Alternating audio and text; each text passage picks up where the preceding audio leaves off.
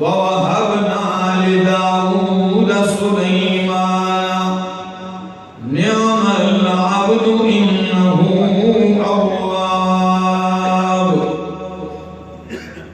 وقال تعالى وَلِسُلَيْمَانَ الرِّيحَ عَاصِفًا تَجْرِي بِأَمْرِهِ إِلَى الْأَرْضِ الَّتِي بَارَكْنَا فِيهَا وَكُنَّا بِكُلِّ شَيْءٍ عَالِمِينَ وقال تعالى وَلِسُلَيْمَانَ الرِّيحَ غُدُوُّهَا شَهْرٌ وَرَوَاحُهَا شَهْرٌ سبحان ربك رب العزة عما يصفون وسلام على المرسلين والحمد لله رب العالمين۔ انتہائی قابل عزت، قابل احترام، ذی قدر بزرگوں، بھائیوں، عزیزوں، نوجوان ساتھیوں، السلام علیکم۔ دعا اور التجا ہے دربار الہی کے اندر اللہ مجھے حق سچ کہہ سکنے، سمجھا سکنے کی توفیق نصیب فرمائے، بعد ازاں مجھے اور آپ سب کو بھی عمل کی بھی توفیق نصیب فرمائے۔ کل ہری پور شہر کے اندر ایک تعزیت کے حوالے سے ایک جگہ حاضری دی، ہمارے احباب ہیں، تو اس تعزیتی گفتگو کے اندر چونکہ تذکرہ موت اور فکر آخرت کے حوالے سے گفتگو کر رہا تھا، تو سلیمان علیہ السلام کا تذکرہ بھی میں نے کر دیا کہ بندہ بادشاہ بھی ہو، نبی بھی ہو، پھر بھی موت آ کر رہے گی۔ اس کے بعد دل میں ایک خیال آیا کہ کل جمعے کا دن ہے، تو ایسا کیوں نہ ہو کہ سلیمان علیہ السلام کی سیرت کے چند گوشے جو اللہ نے اپنی کتاب میں ذکر کیے ہیں وہ لوگوں کو سناؤں، جو میرے لیے اور ان سب کے لیے عبرتوں، حکمتوں اور ہدایت کا سامان بنے۔ سیدنا سلیمان علیہ السلام اللہ کے نبی ہیں اور نبی کے بیٹے ہیں۔ ان کے والد کا نام ہے حضرت داؤد علیہ السلام، اور داؤد علیہ السلام کو بھی اللہ نے بادشاہت سے نوازا تھا۔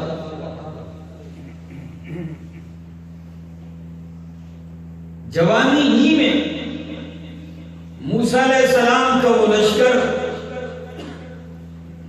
بنی اسرائیل کا ایک مشہور واقعہ ہے سورہ بقرہ میں، طالوت اور جالوت کا۔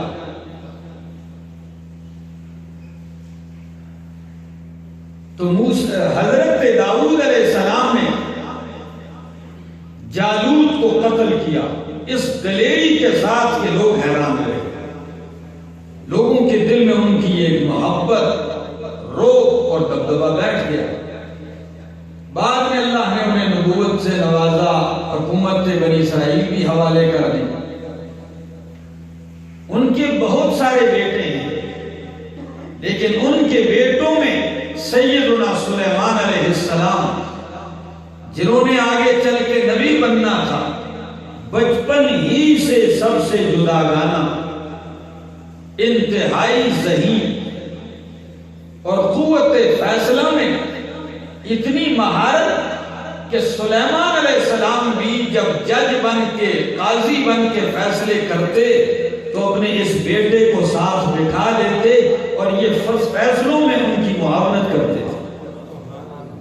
بلکہ قرآن مقدس ذکر کرتا ہے ایسے بھی ہوا کہ داؤد علیہ السلام نے ایک فیصلہ کیا کہ فیصلہ یوں ہے، تو سلیمان علیہ السلام نے اس کے برعکس فیصلہ دیا۔ قرآن میں خود داؤد علیہ السلام نے بھی اپنے بیٹے کے فیصلے کو زیادہ بہتر درست مانا۔ مثلا دو بندے آئے مقدمہ لے کر، داؤد علیہ السلام سے کہنے لگے اس بندے کی بکریاں بھیڑیں فلاں کی کھیتی میں گھسی، ساری کھیت تباہ و برباد کر دی، کھا گئی ہے فصل، اب کیا فیصلہ ہونا چاہیے؟ داؤد علیہ السلام نے فیصلہ یہ دیا کہ آپ کی فصل کا کتنا نقصان ہوا ہے اس کی قیمت لگائی جائے، پھر اس قیمت کی جتنی بکریاں بنتی ہیں بھیڑیں اس کے بدلے میں آپ کو دی جائیں۔ توجہ ہے؟ یہ فیصلہ غلط ہرگز نہیں تھا۔ جتنا اس بندے کا نقصان ہوا اتنی قیمت کی اگر اس کو بکریاں بھیڑیں دی جائیں تو یہ فیصلہ غلط نہیں۔ فیصلہ یہ ارشاد فرمایا، لیکن لختے جگر سلیمان علیہ السلام کہنے لگے، اللہ نے جو ان کو سمجھ دی، فرمایا اگر فیصلہ ابا جی یوں ہو جائے تو پھر تو بکریوں والے کا نقصان ہے، وہ تو ساری بکریوں سے ہاتھ دھو بیٹھے، تو اگر اس کے برعکس فیصلہ یوں کیا جائے کہ کھیتی والے کو بکریاں حوالے کی جائیں اور کھیتی اس بکری والے کو حوالے کی جائے کہ آپ اس کھیتی میں فصل بوئیں، اس کی دیکھ بھال کریں اس وقت تک کہ جب یہ پرانی حالت پہ آ جائے، جس حالت میں آپ کی بکریوں نے اس کو پامال کیا تھا، کھایا تھا، جب فصل اس جگہ تک پہنچے یہ آپ کی ذمہ داری ہے، اور بکریاں کھیتی والے کو دی جائیں کہ آپ ان کا دودھ استعمال کریں، ان کے بال اور اون استعمال کریں اس وقت تک جب تک کہ آپ کی فصل تیار نہیں ہوئی، اس موقع پر نہیں پہنچی۔ جب فصل اس جگہ پہ آئے گی کھیتی والے کو کھیتی مل جائے گی، فصل تیار، اور بکریوں والوں کو بھیڑ بکری والے کو بھیڑ بکریاں مل جائیں گی۔ اللہ کے نبی داؤد علیہ السلام نے اپنے بیٹے کے اس فیصلے کو زیادہ درست تسلیم کیا، ان لوگوں کے حق میں زیادہ بہتر جانا، اتنی قابلیت۔ قرآن تبھی تو کہتا ہے وَوَرِثَ سُلَيْمَانُ دَاؤُودَ، سلیمان علیہ السلام وارث ہوئے داؤد علیہ السلام کے۔ سلیمان علیہ السلام کیا ہوئے؟ وارث ہوئے داؤد علیہ السلام کے۔ لیکن یہاں وراثت سے مراد مال نہیں، جائیداد کی وراثت نہیں، علم کی، نبوت کی اور حکومت کی وراثت ہے، کیونکہ اللہ کے پاک پیغمبر محمد رسول اللہ صلی اللہ علیہ وسلم نے فرمایا نحن معاشر الانبیاء لا نورث ما ترکنا فهو صدقۃ، ہم نبیوں کی جماعت ہماری میراث نہیں چلتی، مالی وارث ہمارا کوئی نہیں ہوتا، نبی سے جو مال بچ جائے وہ صدقہ ہوتا ہے۔ وہ مال کیا ہوتا ہے؟ صدقہ ہوتا ہے۔ تو کچھ لوگوں کو تکلیف نے کہا جی نہیں یہاں مال کی میراث ہے،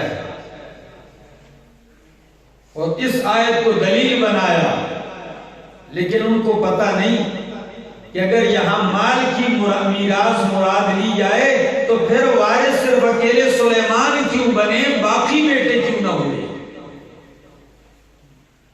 اگر مال ہی ہے تو وارث باقی بیٹے بھی ہونے چاہیے، جبکہ باقیوں کا تذکرہ قرآن نے نہیں کیا ہے۔ اس لیے ماننا پڑے گا یہاں میراث سے مراد علم کی ہے، منصب کی ہے۔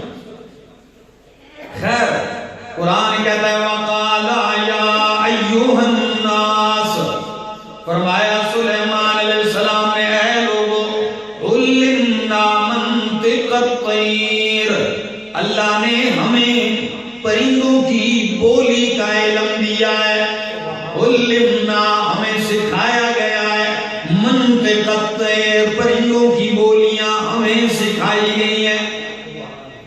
کیسے سکھائی گئی ہیں؟ یہاں سکھانے سے مراد میرے اور آپ کے ذہن کے مطابق جو آتی ہیں، جس طرح آج کل طوطے والے جو ہے وہ طوطے کی بولی سمجھ لیتے ہیں تھوڑی بہت، یہ تو آپ بھی پھر سمجھ لیتے ہیں، یہاں وہ مراد نہیں، یہاں ان کا پکا حقیقی اور یقینی علم مراد ہے۔ ہم اور آپ جو پرندوں کے پالنے کی وجہ سے کچھ تجربات ہو جاتے ہیں، کچھ اندازوں سے چیزیں سمجھتے ہیں، یہ یقینی نہیں ہوتی۔ ہمارے ہاں لوگ کہتے ہیں یہ کالا تیتر جو ہوتا ہے، کہتے ہیں جی یہ پالا کرے، کیوں؟ کہتے ہیں یہ تسبیح پڑھتا ہے۔ ہم نے کہا بھئی کیا تسبیح پڑھتا ہے؟ کہتے ہیں جی یہ کہتا ہے سبحان تیری قدرت۔ کیا؟ سبحان تیری قدرت۔ یہ لوگوں کا اپنا اندازہ ہے۔ بازار میں آپ نے کئی دکانداروں کو دیکھا ہوگا تیتر پالا ہوتا ہے، کہتے ہیں یہ کہتا ہے سبحان تیری قدرت۔ میں نے کہا اگر یہی ہے تو یہ بات میری سمجھ سے بالاتر ہے، اس لیے کہ یہ تو ہند کو اردو والا تیتر ہو تو سمجھ میں آئے، لیکن عربستان میں بھی تو تیتر آواز یہی دیتا ہے، امریکہ کا تیتر بھی تو یہی آواز دیتا ہے، تو وہ کیا کہیں گے؟ یہ کچھ اور کہہ رہا ہے، یا یہ کہیں کہ دنیا میں جتنی بھی تیتر ہیں سارے ہند کو بولتے ہیں، یہ بھی غلط ہے۔ یہ جو ہم لوگوں نے سمجھنے کی کوشش کی ہے یہ محض اندازے کیا ہیں؟ گمان ہے، لیکن یہاں وہ اندازے نہیں، اللہ نے یقینی علم دیا۔ جس طرح انسان آپس میں بولتے ہیں اور ایک دوسرے کی بولی سمجھتے ہیں، اس طرح داؤد علیہ السلام اور سلیمان علیہ السلام پرندوں کی بولیاں سمجھتے ہیں۔ یہ معجزہ ہے ان کا۔ فرمایا وَأُوتِينَا مِن كُلِّ شَيْءٍ، اللہ نے ہمیں ضرورت کی ہر چیز دے رکھی ہے۔ إِنَّ هَذَا لَهُوَ الْفَضْلُ الْمُبِينُ، یہ اللہ کا واضح فضل ہے ہم پر۔ تو سلیمان علیہ السلام، داؤد علیہ السلام، قرآن مقدس دوسرے مقام پہ کہتا ہے وَلَقَدْ آتَيْنَا دَاوُودَ وَسُلَيْمَانَ عِلْمًا، ہم نے داؤد اور سلیمان علیہ السلام کو علم سے نوازا تھا۔ اسی علم کی بدولت اللہ نے بڑی مخلوقات، بڑے لوگوں پر ان کو فضیلت دی ہے۔ اور قرآن مقدس یوں بھی کہتا ہے باوجود بادشاہ ہونے کے، قرآن کہتا ہے وَوَهَبْنَا لِدَاوُودَ سُلَيْمَانَ نِعْمَ الْعَبْدُ إِنَّهُ أَوَّابٌ، کیا ہی اچھے بندے تھے سلیمان علیہ السلام۔ اللہ فرماتے ہیں کیسے بندے تھے؟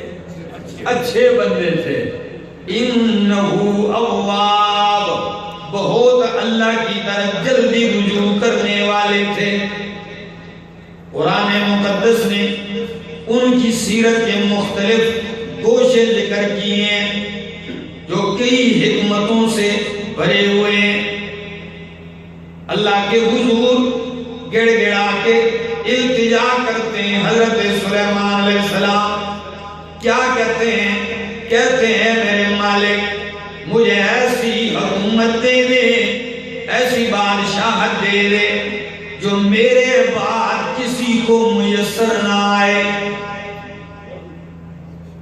دعا دیکھیے عجیب دعا ہے۔ فرمایا قرآن الفاظ ذکر کرتا ہے قال رب اغفر لی وہب لی ملکا لا ينبغی لأحد،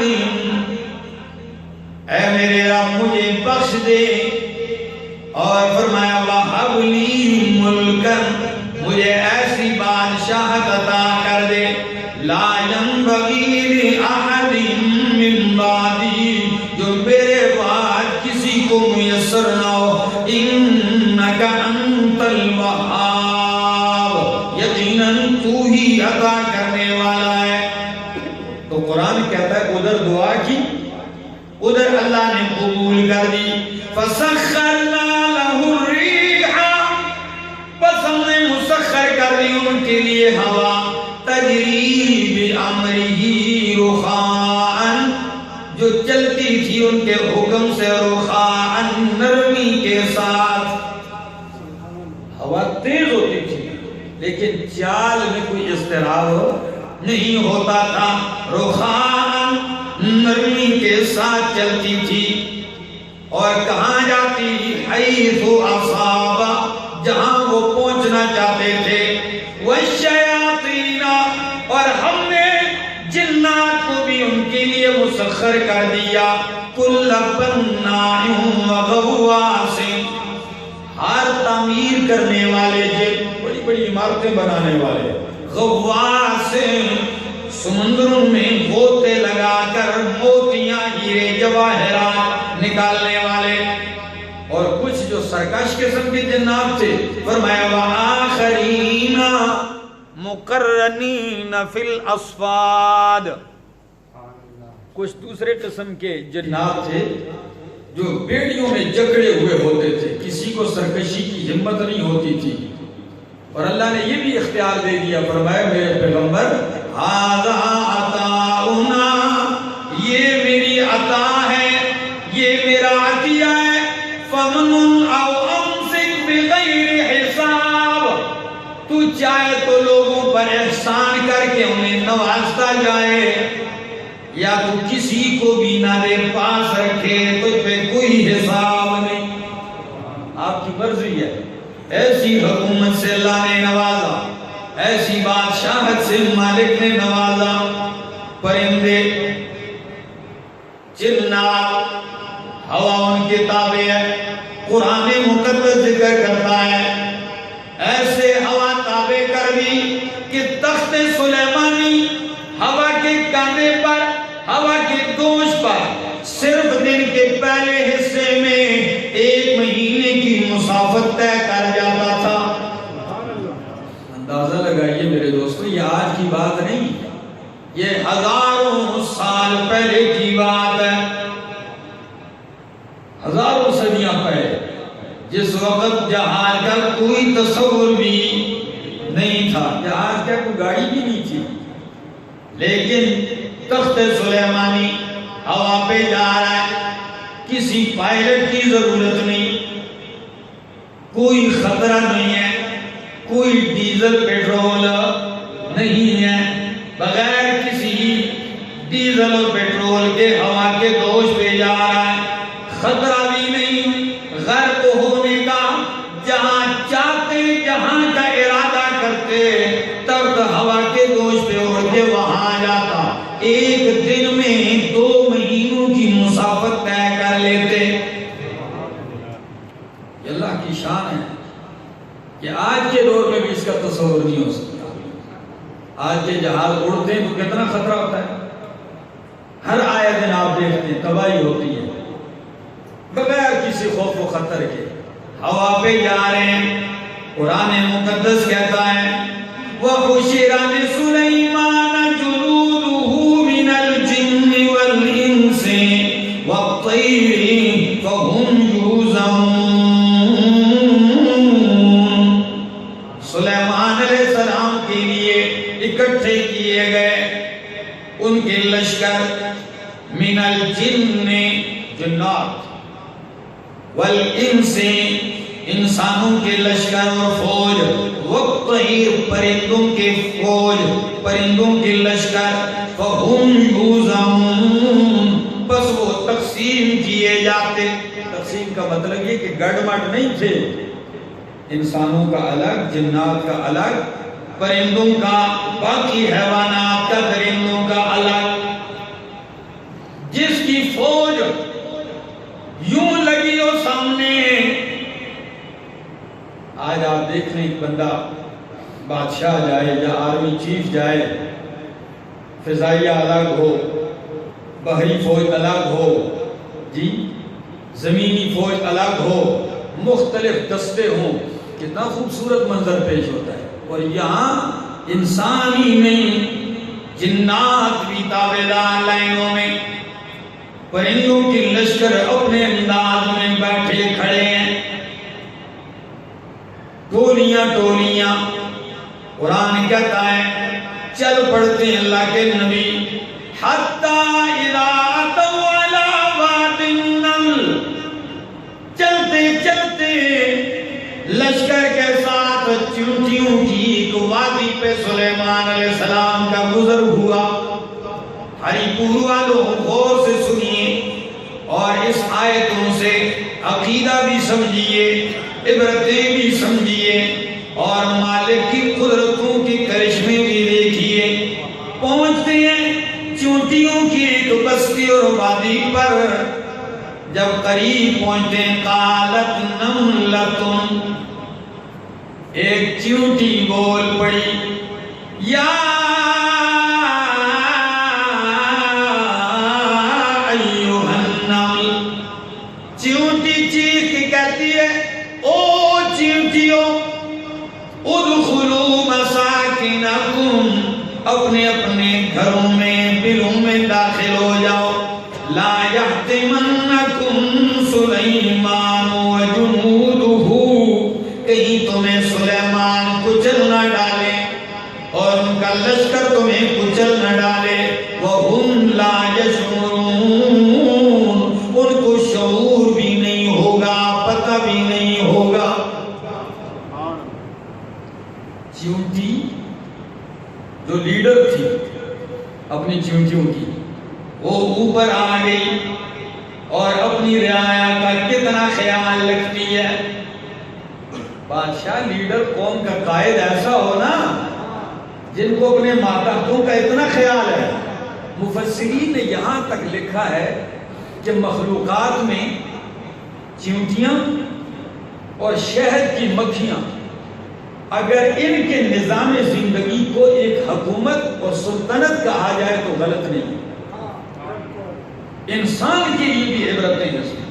علماء نے مستقل کتابیں لکھی ہیں، اپنے امیر قائد حکمران کے بغیر زندگی نہیں گزارتے۔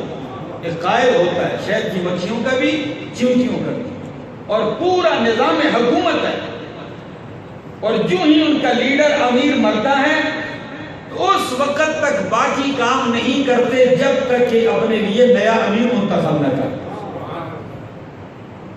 پورا ایک نظام ہے۔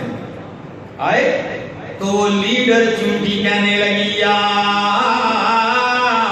ایھا النمل ادخلوا مساکنکم، او چیونٹیوں اپنی اپنی بلوں میں داخل ہو جاؤ، کہیں سلیمان علیہ السلام تمہیں کچل نہ ڈالے، ان کو پتہ بھی نہیں ہوگا، ان کو خبر بھی نہیں ہوگی۔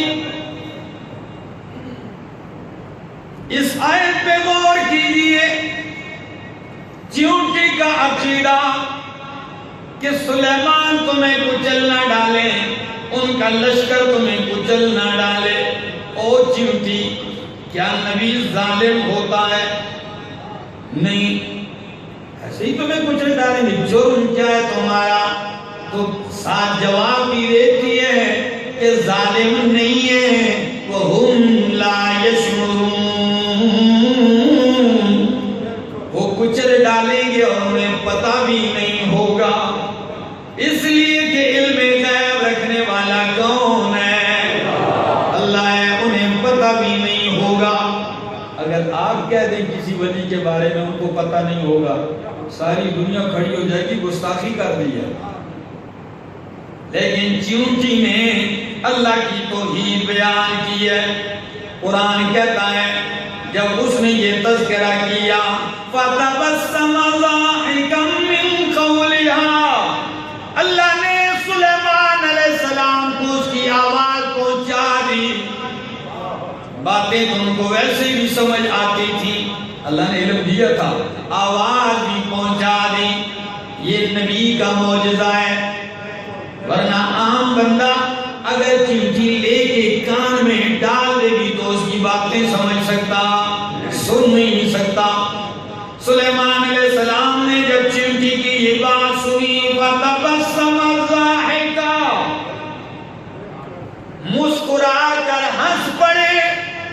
کہ اتنی حقیر سی مخلوق ہے، اتنی ناقص سی چیز ہے، اس کے باوجود اس کو کتنی بڑی فکر ہے اپنی رعایا کی، کتنا خیال ہے اپنی قوم کا.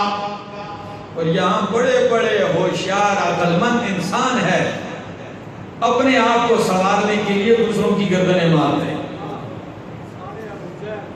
یہاں چونٹی کی تربیت دیکھ لیجیے. سلیمان علیہ السلام ہنس پڑے، قالا، اور کہنے لگے ربی اوزعنی ان اشکر نعمتک التي انعمت علی وعلی والدی.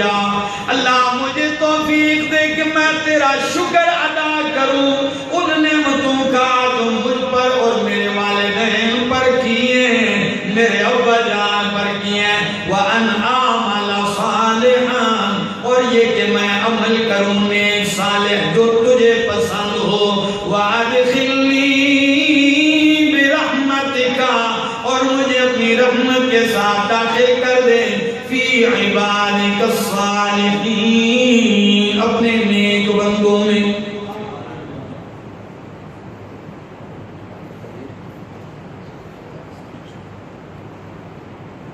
توجہ ہے، یہ ایک واقعہ قرآن مقدس ان کی سیرت کا ایک دوسرا گوشہ ذکر کرتا ہے. اللہ کے نبی اپنی رعایا قوم کا جائزہ لے رہے ہیں، اپنے لشکر کا جائزہ لے رہے ہیں. کون کون حاضر ہے، کون سے موجود نہیں ہے. قرآن کہتا ہے وَتَفَقَّدَ الطَّيْرَ فَقَالَ مَا لِيَ لَا أَرَى الْهُدْهُدَ أَمْ كَانَ مِنَ الْغَائِبِينَ. جائزہ لیا، پڑتال کی، کہاں ہے؟ ہدہد نظر نہیں آ رہا مجھے. مَا لِيَ لَا أَرَى الْهُدْهُدَ، کیا ہو گیا میں ہدہد نہیں دیکھ رہا. ہری پور والوں ہدہد جانتے ہیں جی کیا ہے؟ پرندہ ہے اور تقریباً وزن میں 50 کلو ہوتا ہے. جی جی کتنا؟ چھٹاکی بھی نہیں، چھوٹا سا پرندہ ہے. عربی میں ہدہد کہتے ہیں، اردو ہندکوں میں بھی یہ لفظ استعمال ہوتا ہے، اور پشتوں میں اسے مولا چرگک کہتے ہیں. کیا؟ ویسے یہ پشتوں والا لفظ بڑے کمال کا ہے، پرندہ بھی اور مولا بھی ہے، مولوی بھی ہے. مولا چرگک، اور کمال کی بات یہ ہے پرندوں میں یہ مولوی ہے. اور جب رب کی توحید بیان کی، رب نے اس کے سر کے اوپر تاج بھی سجا دیا ہے. دیکھا ہے، بڑا خوبصورت پرندہ ہے. آئیے قرآن مقدس کہتا ہے، فرمایا کیا ہو گیا مجھے ہدہد نظر نہیں آ رہا، مجھے نظر نہیں آ رہا. ام کان من الغائبین، یا واقعی وہ غائب ہے، غیر حاضر ہے. ہری پور والوں دیکھ لیجئے، اللہ کے نبی فرماتے ہیں مجھے نظر نہیں آ رہا یا واقعی غائب ہے. سچ بتاؤ، جو عالم الغیب ہوتا ہے وہ ایسی تحقیق نہیں کرتا. نہیں ہے. اچھا نظر نہیں آ رہا. اس سے مفسرین نے بہت سارے مسائل استنباط کی. ایک یہ کہ بادشاہ ایسا ہو جس طرح وہ بڑے بڑے لوگوں کا جائزہ اور خیال رکھتا ہے، اپنی رعایا میں ایک حقیر سے انسان کا بھی اس کو چاہیے کہ خیال رکھے. اللہ کے نبی کو دیکھ لیجیے، بڑی مخلوقات ہیں، ان کا خیال الگ، لیکن آج ایک چھوٹا سا پرندہ ہدہد غائب ہے تو اس کا بھی پوچھا کیوں نظر نہیں آ رہا، کیا مسئلہ ہے. اور فرمایا لَأُعَذِّبَنَّهُ عَذَابًا شَدِيدًا، سخت سزا دوں گا اسے، او لَأَذْبَحَنَّهُ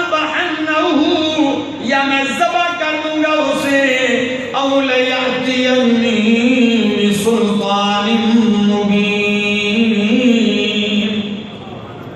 یا کوئی واضح معقول عذر لائے گا، کوئی دلیل پیش کرے گا کیوں نہیں حاضر۔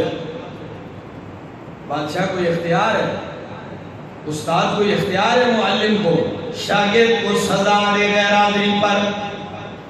ہاں یہ بھی ہونا چاہیے کہ اگر وہ عذر معقول پیش کرے تو استاد کو قبول کر لینا چاہیے۔ بس ابھی گفتگو جاری ہے، زیادہ وقت نہیں گزرا، قرآن کہتا ہے فَمَكَثَ غَيْرَ بَعِيدٍ فَقَالَ أَحَطتُ بِمَا لَمْ تُحِطْ بِهِ وَجِئْتُكَ مِنْ سَبَإٍ بِنَبَإٍ يَقِينٍ۔ وہ تو پھٹ پھٹ پھٹ آ گیا، پر مارتے ہوئے آ گیا اور آتی بول پڑا، کہتا ہے احطت بما لم تحط به، میں ایسی چیز کا احاطہ کر کے آیا ہوں، ایسی چیز معلوم کر کے آیا ہوں جس کا آپ کو علم۔ قرآن نے یہ واقعہ اس لیے ذکر کیا ہے ہری پور والوں، جہاں اور عبرتیں ہیں وہاں عقیدے کی بھی اصلاح کرتا ہے قرآن مقدس۔ دیکھ لیجئے میرا نبی ہے، میرا پیغمبر ہے، بادشاہ بھی ہے، جنات بھی تابع، پرندے بھی تابع، انسان بھی تابع، ہوا بھی ان کے تابع اور مسخر ہے، لیکن اس کے باوجود بھی عالم الغیب نہیں ہے۔ ہدہد کا انہیں پتہ نہیں تھا کہ کہاں گیا، ہدہد تو چھوٹی سی چیز ہے، اللہ کے نبی کو اپنی سلطنت میں پوری مملکت بلقیس کا علم بھی نہیں تھا۔ ایک پوری سلطنت قائم ہے، اس کی خبر بھی نہیں تھی۔ آ گیا پرندہ ہدہد، جی میں ایسی چیز کی خبر لایا ہوں کہ آپ کے پاس اس کی خبر نہیں ہے، اور کہتا ہے وَجِئْتُكَ مِنْ سَبَإٍ بِنَبَإٍ يَقِينٍ، میں قوم سبا، ملک سبا سے ایک یقینی خبر لے کے آیا ہوں۔ اللہ کے نبی جھوٹ بھی نہیں بولتا ہوں، یقینی خبر، جھوٹ بھی نہیں۔ اچھا، کمال کی فصاحت ہے، کمال کی گفتگو ہے۔ قرآن کہتا ہے کہ ہدہد اپنی تقریر جاری رکھے ہوئے، میں کبھی کبھی سوچتا ہوں جب ہدہد بول رہا ہے اللہ کے نبی کتنی توجہ سے اس کی بات سن رہے ہیں۔ لازمی نہیں ہے کہ کبھی آپ سے ایک بندہ چھوٹا ہو یا طالب العلم ہو، وہ بات کرے اور آپ بیچ میں ٹوکے، نہیں ہو یار، اور نہیں ہو یار، اپنی شروع کر بولے۔ ان کی بات کو کیا کرنا چاہیے؟ سننا چاہیے۔ اللہ کے نبی ہیں، رسول ہیں، پیغمبر ہیں۔ ایک چھوٹا پرندہ ہے، کتنی دلیری کے ساتھ بول رہا ہے اور اس کو بولنے کا موقع دیا جا رہا ہے، کتنی توجہ سے اللہ کے نبی اس کی بات سن رہے ہیں۔ کہتا ہے انی وجدت امرأۃ، اللہ کے نبی وہ یقینی خبر یہ ہے کہ میں نے ایک عورت کو پایا، تملکہم، جو ان کی بادشاہت کر رہی ہے، ایک عورت بادشاہ بنی ہوئی ہے۔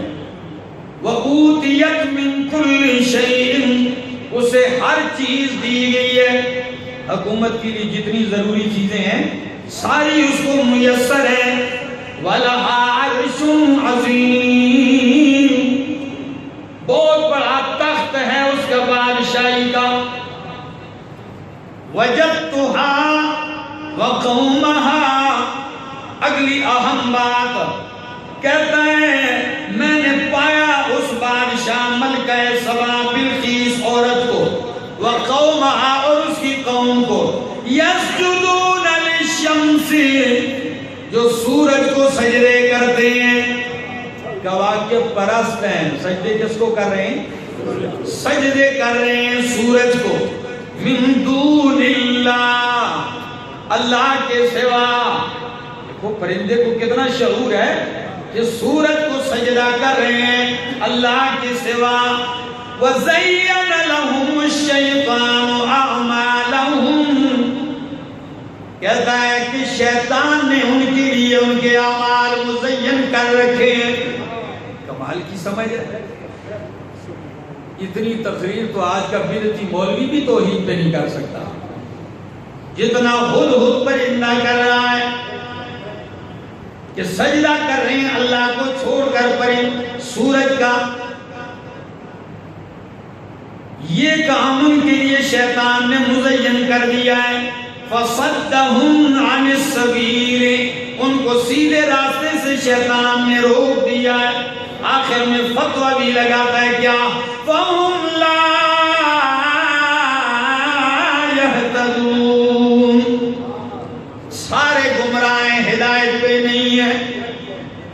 اچھا، اور اگلی بات کہتا ہے اللہ يَسْجُدُوا لِلَّهِ الَّذِي يُخْرِجُ الْحَبْءَ فِي السَّمَاوَاتِ وَالْأَرْضِ وَيَعْلَمُ مَا تُخْفُونَ وَمَا تُعْلِنُونَ.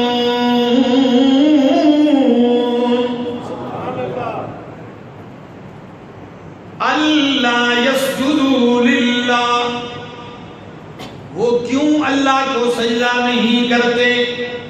وہ ذات یخرج الخبء فی السماوات، جو آسمان و زمین کی پوشیدہ چیزیں ظاہر کرنے والا ہے، نکالنے والا ہے، اس ذات کو سجدہ کیوں نہیں کرتے؟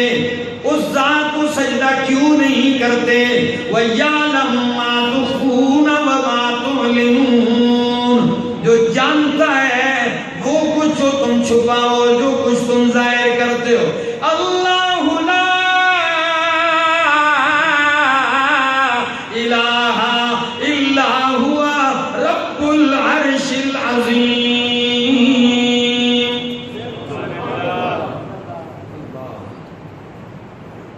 سنی ہدہد کی، اللہ کے نبی بڑے غور سے سنتے ہیں. فرمایا قالا، سلیمان علیہ السلام بولتے ہیں سننظر، بہت جلدی ہم دیکھتے ہیں اصدقت ام کنت من الکاذبین، تو نے سچ کہا ہے یا تو جھوٹوں میں سے. ابھی تحقیق کرتے ہیں، پتہ چل جائے گا تو سچا ہے کہ جھوٹا ہے. کہنے لگے جی سچا ہوں. فرمایا اذهب بکتابی ھذا، خبر لے کے آیا ہے، اب میری خبر نہیں پہنچا، جلدی کر، یہ میرا خط ہے، لے جا. فَأَلْقِهْ إِلَيْهِمْ، یہ خط جا کے ان کی طرف پھینک کے آ، یا بلقیس کو میرا خط پہنچا کے آ. لیکن طریقہ بھی بتا دیا. فرمایا خط ڈال، ثم تول عنہم، پھر پیچھے ہٹ جا ان سے. فانظر ماذا یرجعون، دیکھ وہ کیا جواب دیتے ہیں، کیا رد عمل ہوتا ہے. خط لے کے پہنچتا ہے ہدہد، ملکہ بلقیس اپنے محل میں کمرے میں آرام کر رہی ہے.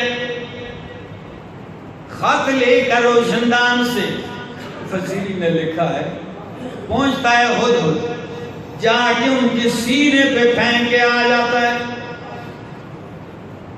خط سینے پہ پڑا ہے، دروازے بند ہے، یہ کہاں سے آ گیا؟ وہ روشندان میں بیٹھا ہوا ہے ڈاکیا، خط لے کے آیا. بادشاہ ملکہ سبا، ملکہ بلقیس اٹھتی ہے.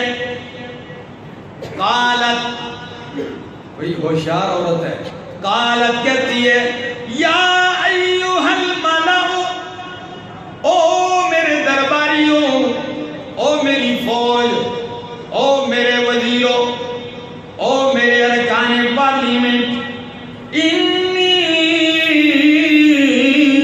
القی الی کتاب کریم، میری طرف ایک عزتدار معزز خط آیا ہے. خط بھیجا گیا کریم. کریم کیوں کہا؟ ہوشیار اتنی تھی کہ خط کے انداز ہی سے سمجھی کہ یہ معمولی بندے کا خط نہیں ہے. اب خط پڑھ کے سناتی ہے اپنے تمام ارکان پارلیمنٹ کے سامنے، جو شورا کے ارکان ہیں. کیا کہتی ہے؟ اِنَّهُ مِن سُلَيْمَانَ وَإِنَّهُ بِسْمِ اللَّهِ الرَّحْمَنِ الرَّحِيمِ. اِنَّهُ مِن سُلَيْمَانَ، از طرف سلیمان. کیا؟ اللہ. بسم اللہ الرحمن الرحیم، کلمہ لکھا ہوا ہے بسم اللہ. فرمایا آگے خط کا مضمون، اللہ تعلو علیہ، میرے مقابلے میں سرکشی نہ کرنا. وَأْتُونِي مُسْلِمِينَ، فرما بردار بن کے میرے پاس آ جاؤ، مسلمان بن کے آ جاؤ. کتنا مختصر مضمون ہے. علماء نے لکھا ہے کہ آج کل ہم 3 صفحے خط لکھتے ہیں، بندہ پڑھ کے تھک جاتا ہے، پھر آخر میں لکھا ہوتا ہے از طرف فلانا. تو از طرف فلانا آخر میں نہیں، یہ پہلے لکھا جائے. سمجھ آئی؟ کسی کو دیکھتے ہی پتہ چل جائے کس کی طرف سے آیا ہے. اِنَّهُ مِن سُلَيْمَانَ وَإِنَّهُ بِسْمِ اللَّهِ الرَّحْمَنِ الرَّحِيمِ. خط کے آغاز میں کیا لکھا ہے جی؟